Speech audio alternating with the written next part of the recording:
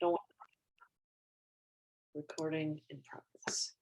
All right, cool. Well, welcome to the second edition of Council Club. Thank you all for being into it. And I think there's definitely some faces that were here last time, but for those of you who have not joined us, just a kind of a quick overview of what we're going to do. The goal with these kind of discussions and meetings is to just make sure that folks have an opportunity to discuss what happens at City Council, because since it's at 2 o'clock on a Tuesday, that doesn't really lend itself to much participation for a lot of folks. So we thought that it was important to try to make it more accessible and more approachable and just like take the shame out of city government, because a lot of times, unfortunately, that is a factor. And just so what we're going to do, what we did last time was, since Thursday is usually when the City Council agenda comes out for the following week, last week, we got the agenda, so we kind of went through it a little bit. We also talked about what had happened at the meeting the week before, or the few days before. But since there is no City Council meeting this coming Tuesday for the holiday, we are going to just go over a little bit of what happened a few days ago at Tuesday's City Council meeting. And then we're going to just kind of talk about how to testify in front of City Council. And we also, which I think I might run to the other room and grab it, but the CIP, and just kind of some discussions around what's going to be coming up with like big ordeals with the budget and the CIP, and opportunities to share your opinion and testify about those sorts of things. So that is kind of a brief overview, but yeah, basically the rules are: be kind if you speak. There's no shame. There's no such thing as a silly question. We're all learning together. Also, full disclosure, like, we're not really experts. We're nerds. We do follow this stuff, but hopefully Erin Feichtinger will join us. She is like, I really appreciate her opinion. If you don't follow her on Twitter, you should, because she has a lot of good. She basically digests every City Council meeting in like live tweeting it. It's beautiful.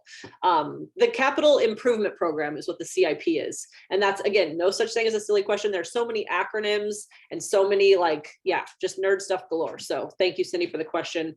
CIP is kind of what goes along with the budget, but it stands for Capital Improvement Program.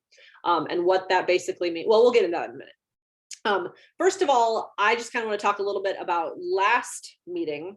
Did anybody watch or attend on Tuesday?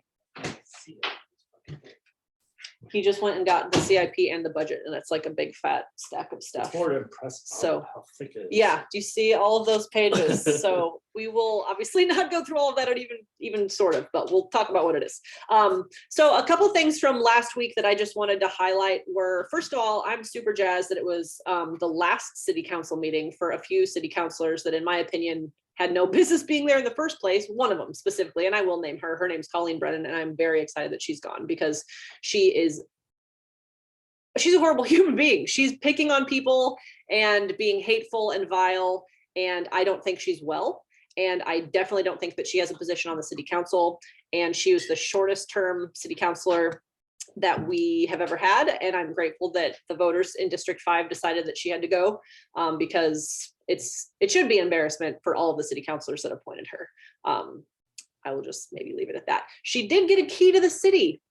She has written horrible, disgusting, racist, awful things in multiple blogs and on Twitter. And I go back and forth between wanting to like tweet angry things at her, and then I'm like, you know what? She just wants attention, and I'm not going to give her that attention. But it is horrible. She's specifically singling out Cammie Watkins, who had a beautiful response earlier. Cammie and I were texting because I'm like, I reported her on Twitter. I was like, she needs to be deplatformed. This woman is spouting things like, thank slave owners for, she's just, it's insane.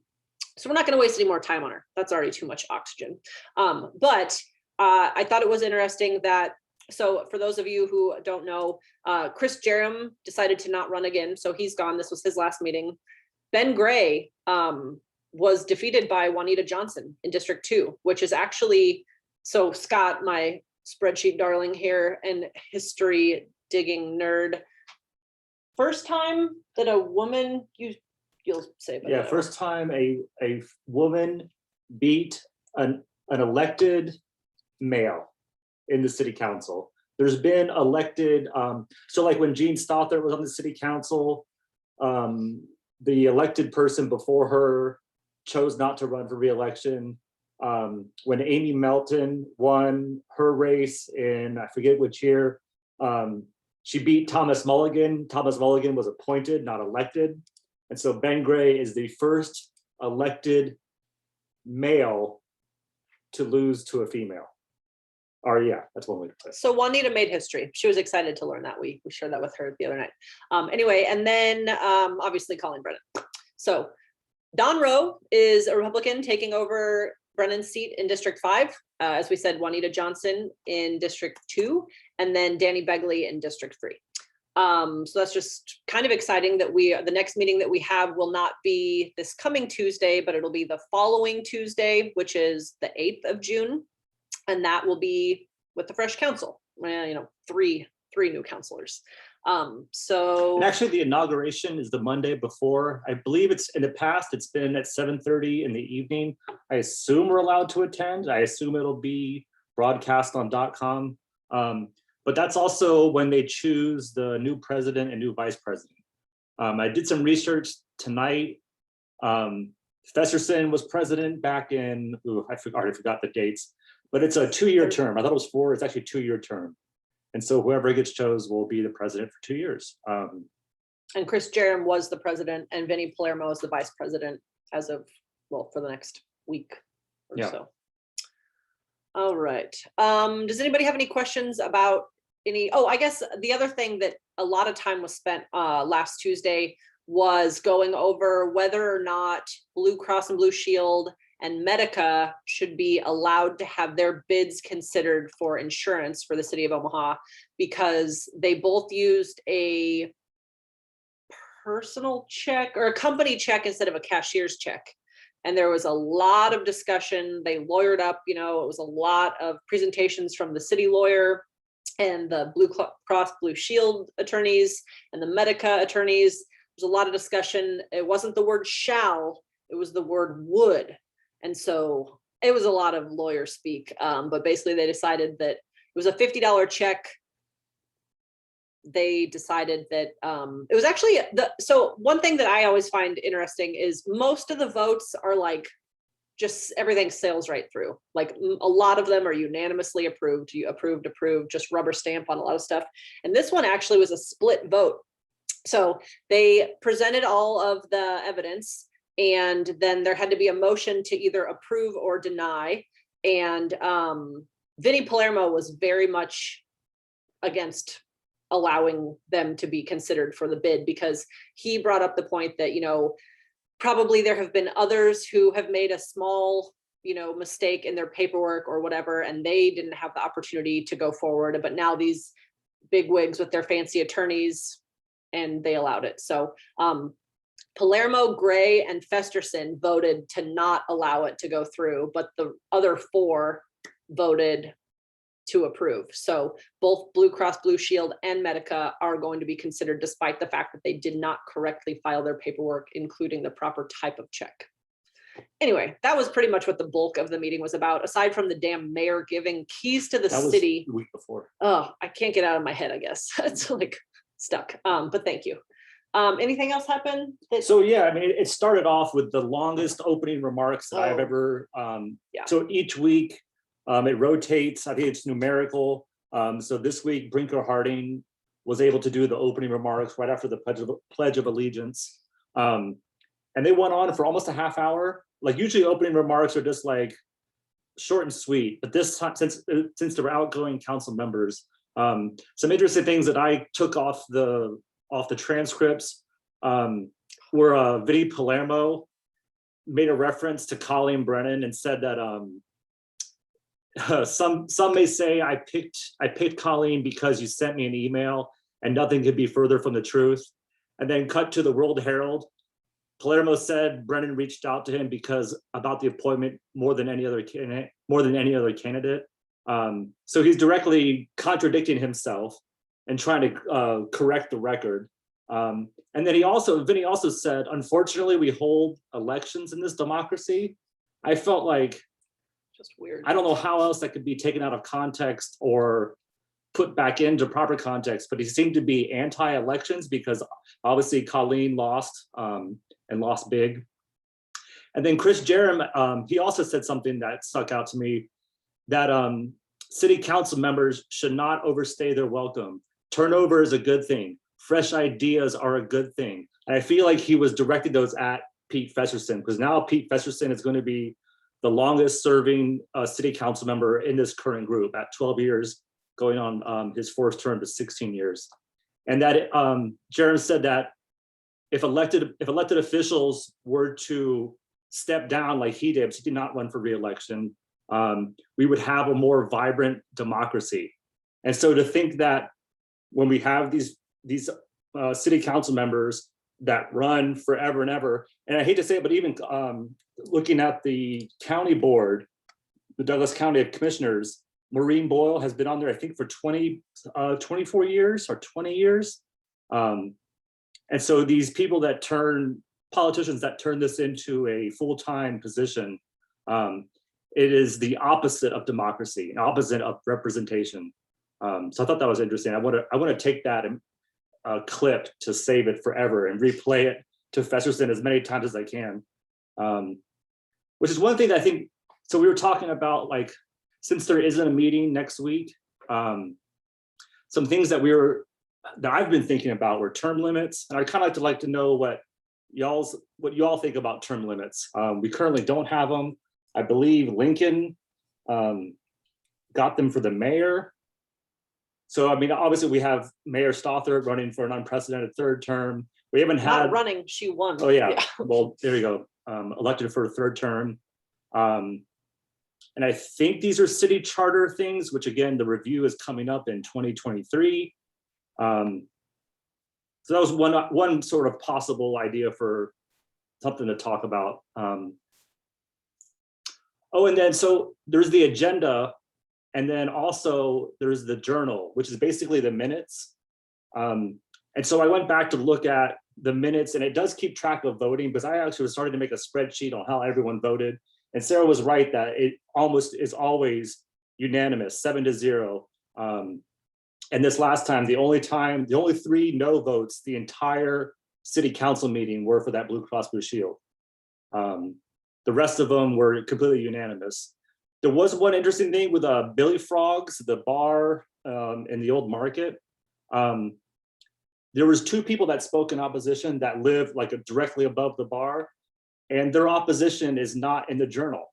And so I think I might email the city clerk just to ask, like, why wasn't there? Because every time Larry Storer talks, every time Luis Jimenez talks, it's in the journal, and it gives their address, which again, we've talked about. Oh, and so Luis, if you guys were here from last week, Luis Jimenez said that we talked about having to give your address and how that is sort of a barrier for people that don't have an address. You're never going to hear from someone that doesn't have a home. You're never going to hear, we had a whole list of people. If you're not comfortable giving out your address, that automatically disqualifies you from any kind of public commentary. If you're afraid of, an abusive ex-partner, for example, or something like, or if you're speaking out against the police, or, like, there's a lot of things where that's something that I would like to see changed. Maybe you have to just give your zip code, or maybe you can like give the clerk your address, but to just like publicly say it, I think, I don't understand really what the meaning behind that is or why that's crucial. Because I'm just really interested in however we can find barriers to the reason that people aren't coming forward and speaking, like, let's get rid of those barriers. And so that's something that Luis tried. Yeah, so Luis last week was like, I think you can say City Hall for your address. And we were like, oh, okay, interesting. I didn't know that. And so when he got up on Tuesday and spoke, he tried to give his address as 1819 Farnham Street, which is the county building. And they were like, that's not where you live. You can't say that. And he's like, no, I think I can. And Jerem's like, no, but we already know where you live, so you can say what you want to say. But I liked that he was trying it, but no, the answer is you cannot. He figured that one out.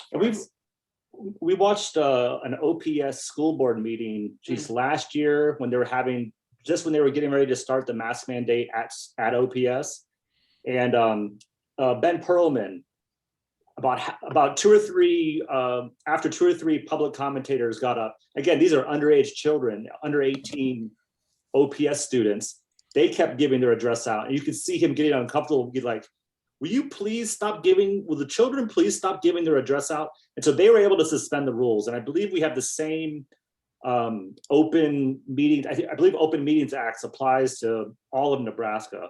So it's something that could be suspended, or I would think altogether changed to let people know that you don't have to ask for a special case, or you don't have to be underage. Again, there's definitely been people under 18 that have testified that this is scary to give out their address. It's like, oh great, now I know where you live. Yeah. Louise is joining us right now. We were just telling everyone, Louise, how you tried to give not your address and you got busted. And then Gab said that they have suggested to folks to give like a business address in their district. But Gab, do you have any knowledge of that being ever called out? Because I mean, there's some of us that speak a lot. And if I gave not my address, they would maybe know. And I've already given it so many times, it doesn't necessarily affect me. But I'm just wondering, have you heard of that working for anybody? Yeah, so people who I've given that advice to who aren't frequent flyers at city council, that totally goes unnoticed, and that has worked for them. Cool. It did not work for me. I got an email from someone I know, like the Gene Stothard's chief of staff has my email address because I used to serve on a city board, and she emailed me and was like, "That's not your address." And I was like, and? Yeah. Huh. Interesting. Yeah. It's worked for everyone else who I've told to do that. So I think as long as they don't know who you are, it works. Interesting. You're trying to think of a workaround, like, so if it has to be a business that you're employed at, could, let's say, like the Culture House pay you $1 or pay you a nickel to be like, okay, you're an employee of the Culture House, you can use this address? Because the budget hearings are coming up this summer, and that was last year's budget hearings were pretty intense, and the Culture House did a good job of preparing people to come and talk. And so we're trying to think of, that might be a workaround. Like you could say, I am either a volunteer or someplace like that. I have definitely not asked the Culture House. I'm just using them as an example. Yeah, that's a good idea. You might want to look into like neighborhood associations if they have an office willing to for the people that live in the area and go to city council, use their office. Perhaps we could start our own nonprofit, and for the very purpose of using the office registered as as the address. And if people are providing comments that are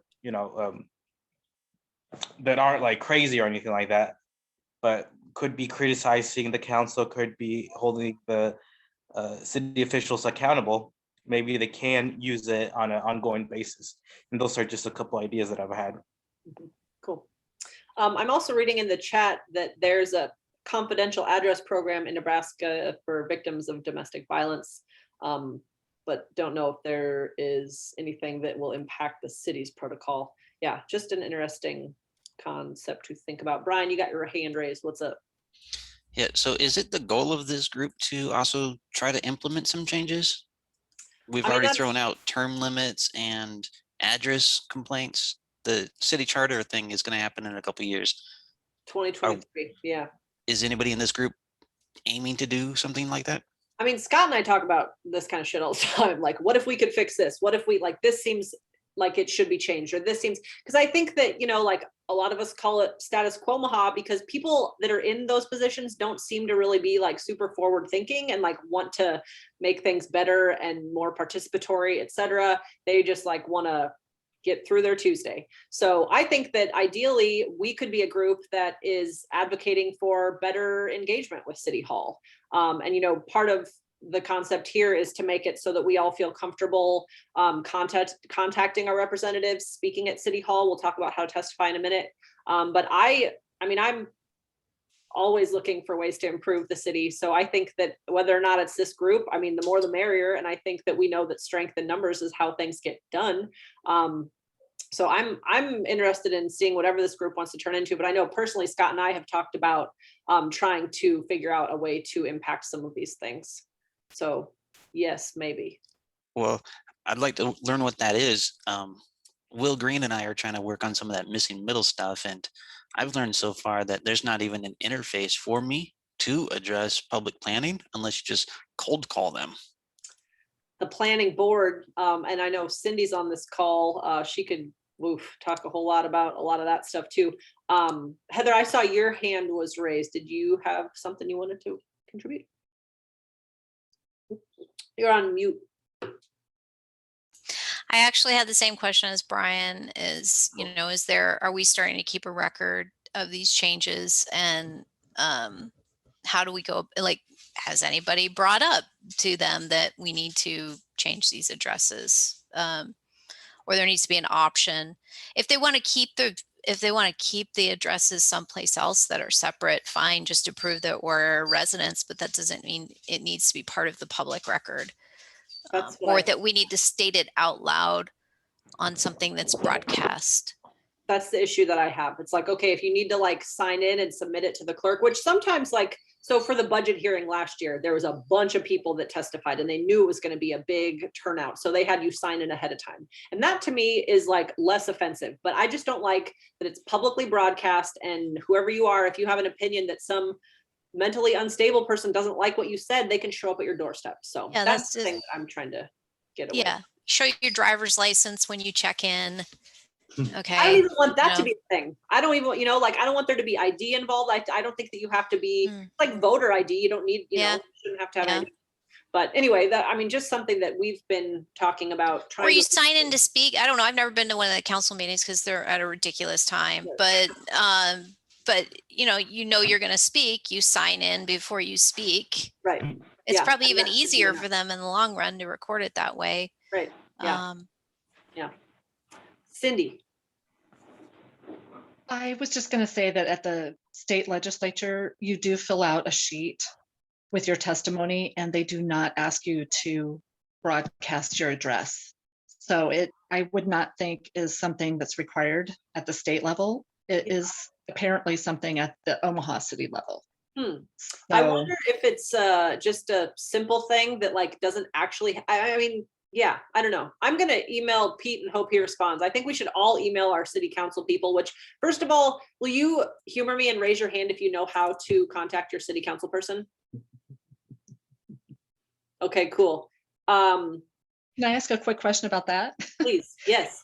Are they at any point going to get their own phone numbers so we could leave a voicemail? Or, because it's like the lady that answers always wants to take a detailed message. And do you know?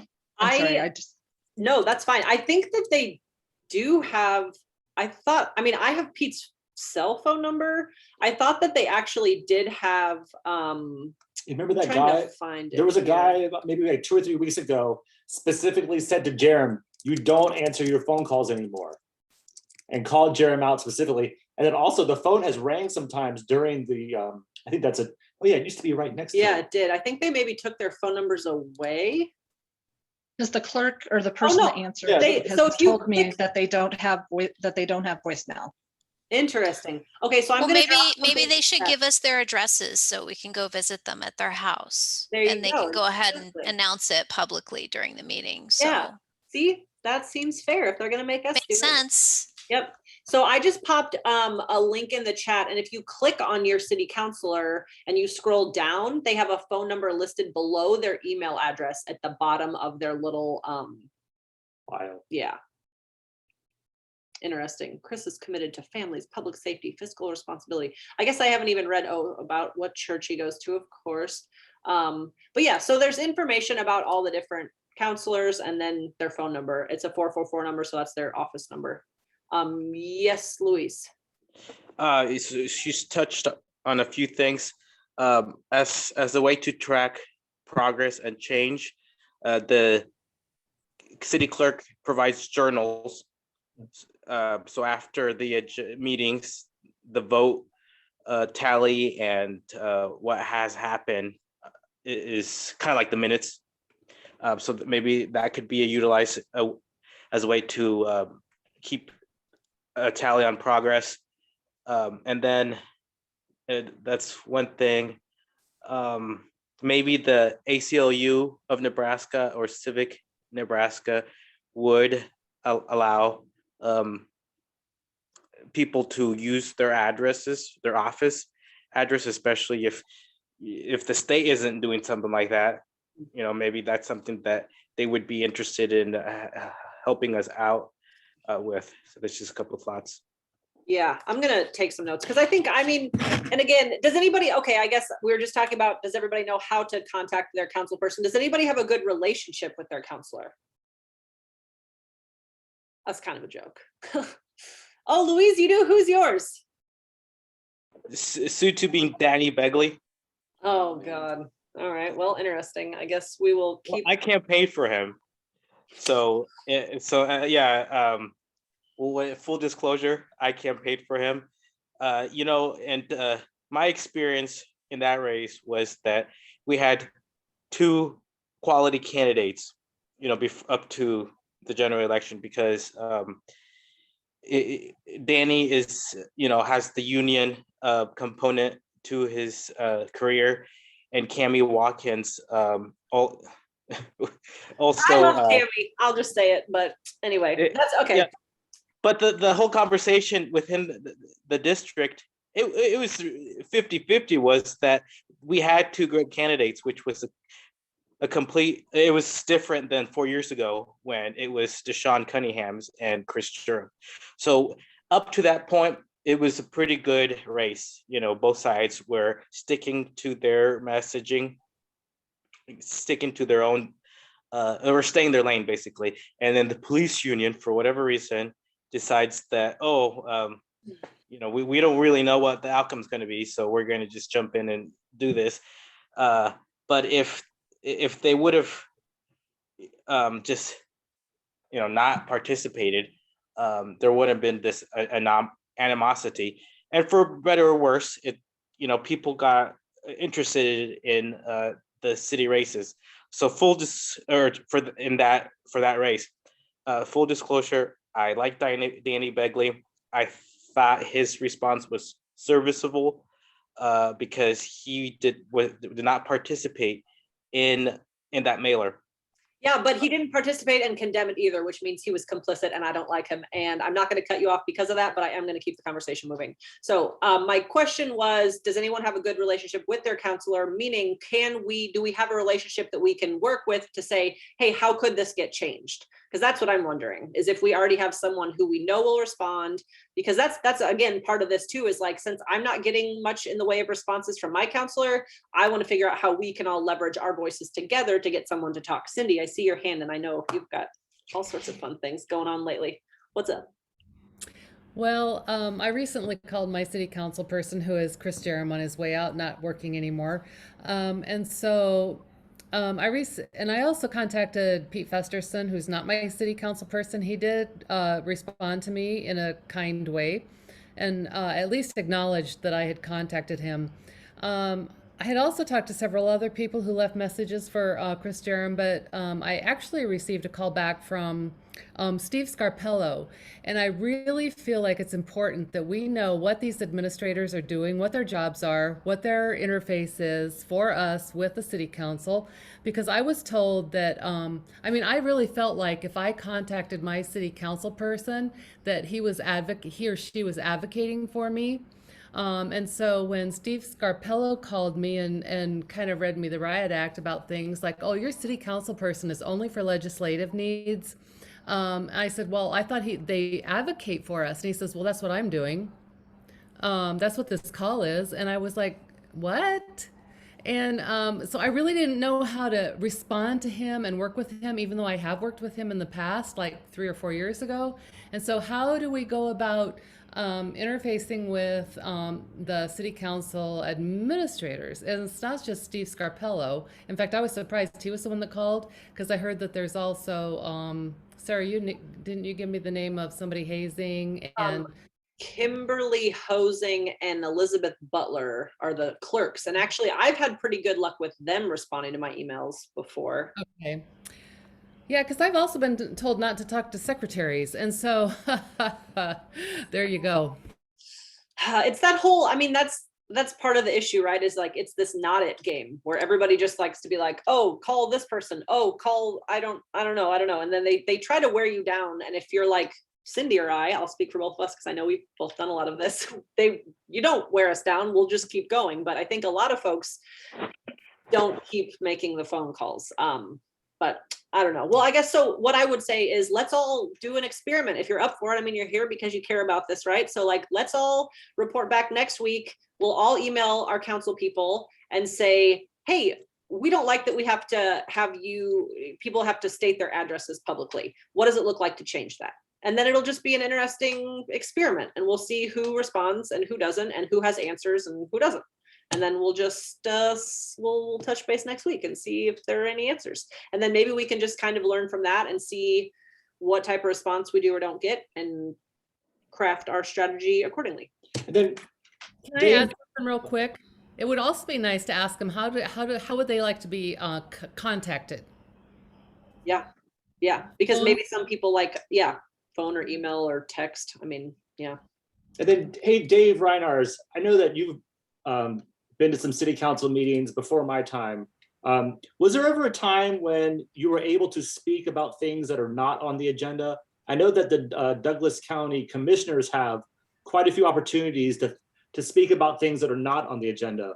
But Heather Davis was saying how we should bring that up. We should bring that to their attention, but there is no opportunity, at least during the meeting, to bring up something that's not on the agenda. So do you remember a time that when there was? No, I mean, previous to this, this current time, I was only at the city council in the 1980s. So all of my contact with the city government has been through appointed advisory committees. I was on the Parks Board and I was on the Bike Pedestrian Advisory Committee. So, and then the most effective interaction I ever had was knowing somebody that was connected socially with the council person. Was either somebody they hung out with or went drinking with or went fishing with, or somebody that donated a bunch of money to them. And so they had a relationship that was not purely representative to citizen. There was another connection.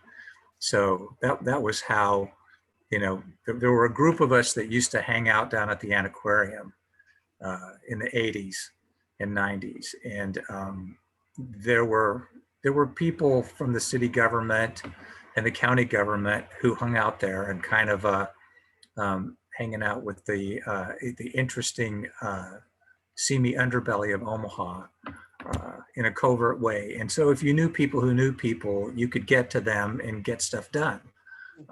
But just going to the city council and testifying, I never found that to be effective in any way, shape, or form, because everything was already decided before you got there.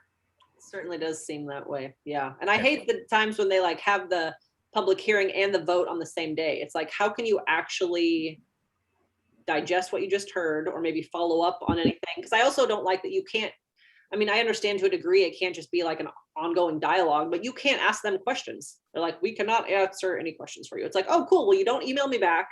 You don't answer your phone calls. And now here's the time where I get to like, I guess, shame you publicly for ignoring me. That's what I've unfortunately had to do a time or two, but. Right, but there's no shame in politics anymore. So you can't use that as a weapon. Okay, that's over. So again, the most effective way I ever found of influencing government was to know somebody who had a personal connection that would communicate with that person and advocate for an issue or whatever. And I know that that's the opposite of having an open, transparent government. But that's my experience. All right. Well, thank you. Can I ask a question? Just as a city council newbie, are there any bylaws? Are there any operations? Are there any policies? What's officially stated that we can look at where we can manipulate it to our needs?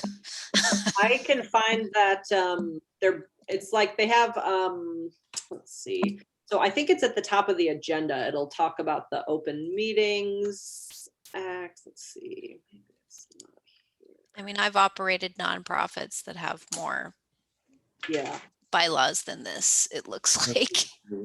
yeah, they've got the Open Meeting Act posted in a white binder on the east wall of the legislative chambers. But that's What is that? that's what it says here. Oh my God. Yeah, so I'll drop this into the chat as well, what I'm looking at here. And then the other Cindy I saw typed a question in the chat as well. If you wanted to ask about that. I do have a question about how and when the committees are formed. Is that immediate, or how does that work? Because I had been talking with Council Member Gray about an issue. He's like, he was the person over the public safety. Safety, yeah. So do you know how long that takes, or how that works, or? I don't. That's a great question. Does anybody on here know? Okay, Yeah. I'm just- Luis?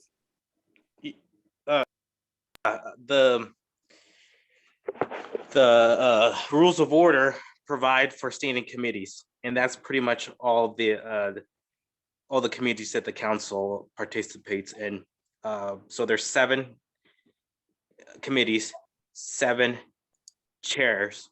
So each council member chairs the committee with other 2 council members, and they keep it to 3 so that the open meeting law doesn't apply to a body that doesn't have quorum. So on a side note, being able to participate in these committees might be something that we can look into and challenge the council for the sake of transparency. So I think, yeah, that's pretty much it. The council and maybe the president they have the power to do ad hoc committees, but most of the committees that are within the city government are run by the mayor. So we might want to talk to the mayor instead about committees that need to be formed. Yeah, good luck with that. How do you get in touch with the mayor? That's a whole nother club anyway. But thank And you. I just had one more question, and I'm so sorry because I have to leave and I don't want to monopolize. Did you watch, and did anything come up about the Good Life Bar? That's kicked down the road.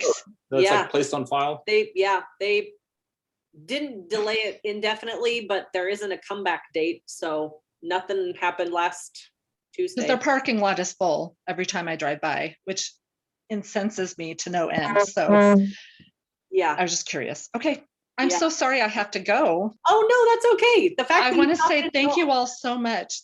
I am very interested in learning more. I really follow the legislature closely, and they just finished today. So Yes. Good for them. I was wondering about, how I can try to work on a few of these things. So thanks so Cindy, much. Next time you're on, Cindy, I want to talk to you about Justin Wayne's bill to increase the size of the city council. I was just looking that up, LB 332, from 7 members to 9 members. I don't know if you know anything about I think it's stuck in committee Yeah. still. Yeah. I just think that would be very good. Yeah, Yep. no kidding. In fact, I'd even maybe go more than 9, but that's my personal. 9 and a few at opinion. large, so that you have someone other than just your personal counselor to talk to, because then, if they're too busy, at least they've got a backup plan. I don't know. Yeah, that's an interesting It's discussion. a bad idea. Unless the city elections are moved to when the national elections happen, I think it's going to be a bad idea, because the too large, if you put 2 at large, you're going to get people like Gene Stotthurt, because less people participate in the city elections. So I think that probably the best thing would be is to actually have 9 districts that represent 9 areas instead of at large council members. I And feel I like- posted, Put that I on the posted- list, and also put on the list about moving the elections so that they happen and coincide with the generals. Yes. Yeah. That's just my other opinion. Okay, No, do that's- you know if, because I talked with Mark Gudgel a little bit about, he was saying that moving the mayoral election would just take signature, we could get signatures to get it on the ballot. But then someone else was saying that city council would have to be done at the state level. I don't know if that makes any sense, or if, yeah, that kind of was baffling. So the city is designated as a metropolitan class city in state statute. So that's how they can control certain things that Omaha does from Lincoln. They would probably put those new changes within the statute that classifies the metropolitan class city. And there's only one in Nebraska, which is Omaha. Gotcha. As far as trying to figure out what Begley's email is, I think that because I got an email or a actual snail mail letter when I was running saying, if you're elected, save these days for like orientation type stuff. And I know Juanita was at last Tuesday and the Tuesday before. So I'm assuming they might have their emails set up right now. I mean, Holly, I know people were kind of asking maybe how to get a hold of him. I would try the same format that everybody else's emails are at. So I would try danny.begley@cityofomaha.org. Because that's how, it's like pete.festerson@cityofomaha.org. So I would maybe try that and see what happens. Or again, you can always email the city clerk, and they are pretty responsive, which I think is just city clerk. Let me look it up here. Oh, and by the way, I posted Danny Begley's cell phone number if anybody wants to Oh. contact him on the All right. chat. And you didn't get it from me, please. Of course not. No, we don't even know what you're talking about. Oh wait, You know what are you this is- talking? This is being recorded, sir. But anyway, No, yeah, that's okay. He likes talking to people. Okay, some people. All right, I'm going to paste in here the city clerk at cityofomaha.org, because they are, like I said, been pretty responsive, and can sometimes point you in the right direction, and may know how to pass along your inquiry to Danny. Or again, you could email Chris Jerem, even though it's like, yeah, not really probably worth doing at that point. He's got short stick syndrome, almost out of there. All right, so I guess the scooters were approved. That was something else that happened last Tuesday. Street maintenance manager got postponed. So that's the one that I think Dr. Aaron was saying, how the street maintenance manager, they want to give him a raise, but he doesn't have any, People to manage. yeah, he has 0 employees under him. Yeah. And so that was going back from December. It got postponed to February. And then this last Tuesday, it was placed on file. So they're just like, it's one of those things that is not going to get taken care of anytime soon. I know Palermo especially that's one of the thorns in his side. So I'm appreciative of what Gab just put in the chat. I mean, so Ernie Chambers is the reason that there are districts, because he recognized that when they're only at large, it was difficult for Black leaders to get elected. So I definitely think that districts for that reason are very important. I'm wondering if you have any more to say about that, Gab, when it's districts plus an addition of a few at large. Do you think that that is the same problem? It's definitely not as much of a problem because, like, obviously we still have the districts for each neighborhood. Mhm. I guess I don't really know what the purpose at having 2 at-large city council members would be. It just feels kind of random to me to say that, like, well, these 7 people represent a certain neighborhood, and then these 2 people are just here. And that's a great question. And I guess I'll just answer for what I think, and hopefully everyone can pitch in their ideas too. But I would imagine it to be where, like, if I email Festerson, for example, and he's too busy to get back to me, there would be somebody else that I could contact that maybe has the whole city kind of just on their agenda, and like helping make sure that there's cohesive decision making and just like conversations are being had, and really selfishly someone will get back to their constituents. But I don't really know if anybody else has any thoughts about what that should look like. And I guess what Cindy's saying is, would that be Steve Scarpello? And he works for the entire, he's like their aide, I guess. So hypothetically, that could be kind of what his job is. But I feel like it's different when you're elected. I don't know. Dave, are you raising your hand? Yeah.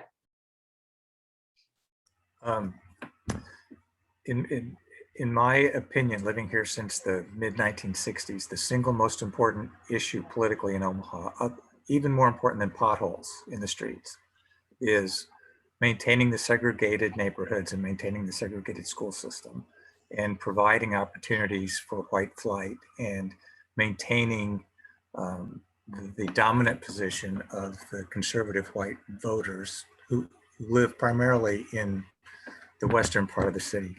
So if you're going to change the city council districts, it all depends on how you draw them, because if people who are drawing the districts want to gerrymander them to dilute Hispanic votes, Black votes, progressive votes, I mean, different parts of the city are clearly different politically and socially and economically. And everybody knows this, and the city is run in order to maintain those differentials. So again, if you start chopping up the city into 9 districts instead of the 7 that we have, it all depends on how the lines get drawn.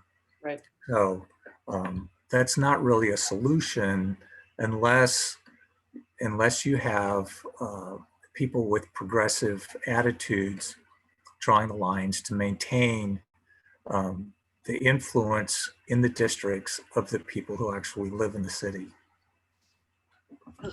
And that's why we're all here, is so we can keep eyes on all these decisions being made and push back when bullshit happens, because it happens all the time. And unfortunately, a lot of leaders do not feel comfortable speaking out against some of the horrific things that are happening. So you're right, Dave, and it sucks and it's gross, and we should all make sure that we're aware of that, because yeah, the people who draw the maps are the ones that, yeah. And I believe the redistricting in this year, because of the 2020 census, and I heard some talk at the state level about the term they keep using is flexibility, which means that they're going to not, in the past, the districts would kind of stay the same. And it seems to be like they're going to do away with, they're going to start with a fresh map. And so they can gerrymander. There was talk of trying to get Michaela Cavanaugh and Megan Hunt's district put together to try and not let them both run again. Yeah. I think that's coming up in September. The Nebraska legislature is coming back into session at the end of the year, specifically for redistricting. Brian, you had your hand up. You still have a comment? We talk our way through it. No, Dave hit most of it. I was just wondering, where's the input from the people that live in the districts? The people running our governments are very political. They come from political parties. Well, I'm not very political party. I hate them both. So where's the public input on the districts? You got to have that money. If you make a big enough donation, they'll listen to you. I got a 20 over there. It's also here's the other thing. By nature of, I'm kind of a technologist by trade, and by nature of the way that they've buried this in phone calls and emails, it's completely invisible what people are saying and what feedback is going to government, because it's not being posted anywhere publicly and it's not visible anywhere publicly. No, and I feel like a lot of my research, I used the Omaha World Herald archive at the library, and it's just not the same. The World Herald is not the same newspaper where there used to be these kind of discussions, and the record keeping and the accountability was done by the journalist, and the World Herald is just a shell of what it used to be. And so I kind of feel like there's an opportunity for the council club to get the conversation going and try to hold them more accountable. But yeah, is there any way we can make it more visible to the public? Like, is there any way that we could lead or push for more transparency in public commenting in a more equitable way that's more visible to the public? So that's the other thing that I think, aside from emailing everyone about the address thing, ask why we can't get it pushed back to 6:30 or something, even if it was one meeting a month, you know, even if they for some reason can't do every one, like there needs to be some more public opportunity for input. And yeah, to add to the transparency and add to the engagement, which turns into transparency and then accountability. So yeah, no, I think these are all reasons that we're gathering right now, because it's not acceptable. Yeah, I saw Cindy's hands first, and then we'll go to Brian. So another thing I would just mention also is that I have run into, where do I find this and where do I find that? And I've just actually, even tonight, I'm scanning planning board meetings because I'm trying to find something that is totally buried. And how do we find these things? What do the terms mean? They use terms that I have absolutely no freaking idea what they are. Are these boards open? Are they not open? So it would just be really cool, unless there already is some kind of a dictionary or something that says this is what this means. I think that would be an awesome way to kind of also help educate people and help us as we try to navigate, and other people try to navigate issues. Like a glossary for a lot of the terms. Yeah, we talked about that with ModeShift the other day, because when we're talking ADUs and the ALAC and the, you know, there's so many acronyms and it's like, what does all this mean? So yeah. Well, and even just like, what does a city councilor do? What does a county commissioner do? What does a state senator do? What does the mayor do? What are they responsible for? So when you have your specific issue, who, you know, instead of just going to the city spinner and just being like, okay, just start calling random phone numbers. Yeah, I feel like there is no place, or that's something that we hope to build. Someone the other day was saying something about Heartland Workers Center has something like that started, as far as like who to call when you need what. So I haven't actually looked at that. Maybe we can look that up at some point and just see what that looks like. Because that's, I mean, these are things that, I mean, Scott and I have really like quite an exciting life. We sit around and talk about local government all the time and how to make it, yeah, less confusing. But that's something that we've kind of talked about, is like, so many folks don't know, like, okay, I've got an issue with trash collection.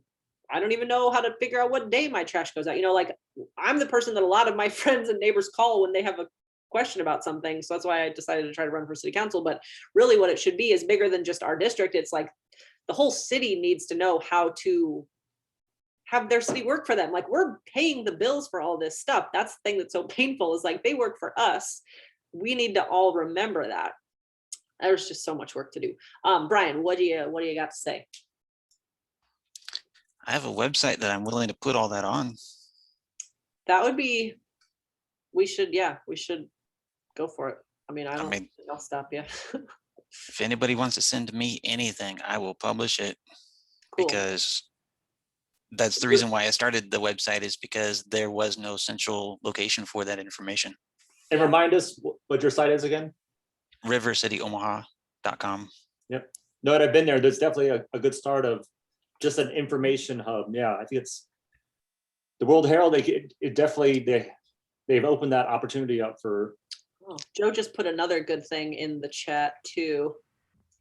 The South Omaha Neighborhood Association, I think, is what SONA is. Cool. Yeah. Yeah. So I mean, and I guess that's the other thing. You know, a lot of times these things might be out there. It's just like no one's doing a very good job of publicizing it or making it clear. And you know, the city website is like from the freaking 80s or something, before the internet. It's old and bad and hard to navigate. So that's what I'm actually trying to do right now. If it looks like I haven't done it yet, is because I'm moving into phase 2 right now, where I am starting to collect and publish all this as I find it. Nice, good, cool. Okay, well, we will. Oh, and also, yeah, Gab has an awesome thing too. So this is the point. I think there's so many of us who have seen a need for this, that a lot of us are kind of doing our own ways of doing things. So Strongly Worded Omaha, Gab and Johnny have been running this for a while, and it's awesome. And yes, Dave Reinars, Cami and Naomi and other candidates from the last election, they're invited. And I talk to Cami and Naomi pretty regularly. I think I won't speak for them, but I'm pretty sure they're both still taking a breather, because they worked really, really hard for a lot longer than I did. And they also have other jobs. Like, I don't have a job right now. So this is, you know, obviously not a job, but this is what I'm passionate about. So a lot of the promises I tried to make on the campaign trail, it's like, oh, I could still do some of this stuff, and like we care about it enough, and all of you delightful folks here do too enough. But yeah, Gab, do you want to unmute and talk a little bit about what you've been doing? Yeah, so I run an account. It's at Strongly Worded Omaha on Instagram. And kind of what we do for the most part is we just take kind of local issues, and we'll give a little rundown of the issue along with some action items related to it and some sample scripts about what kinds of things you can say when you call your council member. So we've been trying to do that more regularly, and we're working on some more kind of evergreen resources, like a list of elected officials and like what all of them do. We have a few other things in the works. Awesome. Yeah. And you all did a great job doing like interviews and stuff throughout the election, as did Brian. You know, like I really appreciate everyone who did meaningful work during this election. I think it showed that there was a lot of us who care, and a lot of us are interested in making this more accessible and easier to understand. Speaking of accessibility, Joe just made a point with the city website and ADA requirements as far as accessibility goes. So yeah, I think that there's a lot of work that needs to be done on the city site, and that's an interesting point to just, even if they're up to code, they certainly didn't seem to care about sidewalk ramps on Ames Street when it comes to ADA. So it wouldn't surprise me if they're shirking their duties elsewhere. But yeah, I mean, I guess that's the other thing too, is like, I like this whole, yeah, Brian, like everybody, let's just keep collaborating and keep trying to work to push to hold our electeds accountable. I guess the only other thing I wanted to, and it's almost the top of the hour and our guests are going to be here shortly, but I think, do you have that, I think it was Reese's tweet with the outline of, so the, It's right here. Well, yeah. So I guess something that, you know, obviously we'll have a lot of other meetings between now and when the budget stuff comes up, but as you saw when Scott walked in with that fat document, it's bonkers. So since we have a strong mayor form of government, the mayor is the one who basically puts this together. And so she is going to deliver her presentation for the 2021 budget on July 20th. So that'll be here before we know it. And I think it might be interesting to have all of us get ready to go to City Hall. Usually they'll do that at an evening meeting because they know that more people want to participate, which I think is pretty silly that they're like, oh, but the rest of the time, all these decisions we make, nobody cares. yeah, It's like, 6:30, August 3rd. Yeah. Wow. So that's an evening meeting. And so she delivers the presentation on August 20th, and then the departments have discussions on August 3rd. July 20th. Sorry, you're off. Oh, okay, sorry. I thought I said July. July 20th is when Stothard delivers the presentation. August 3rd, specific department discussions happen. And then the 3rd in the evening is the public hearing. So that is when we get to go and say, oh, why, I don't know, I'll just pick, are you giving a third of the budget to the police when we should be helping people that don't have houses?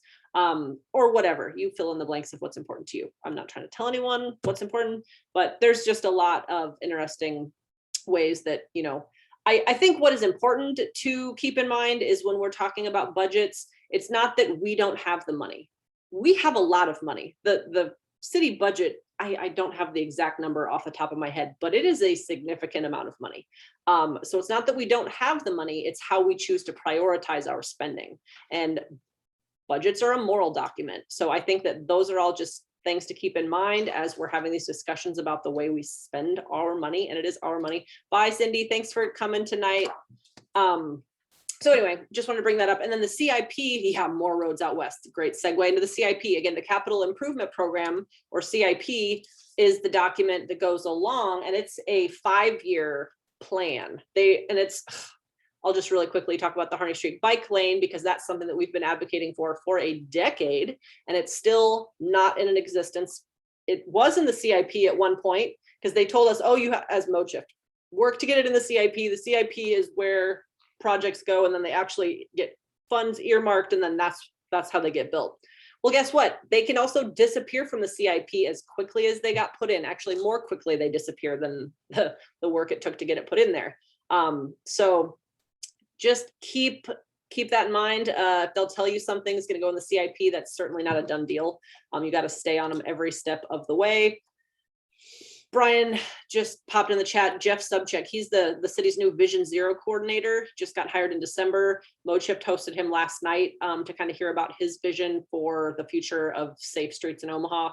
And yeah, he might want to help. He seems pretty green to me. He's got his work cut out for him. I think that being positioned in the public works department, that's going to be a doozy, but I hope we'll see some good things come out of that.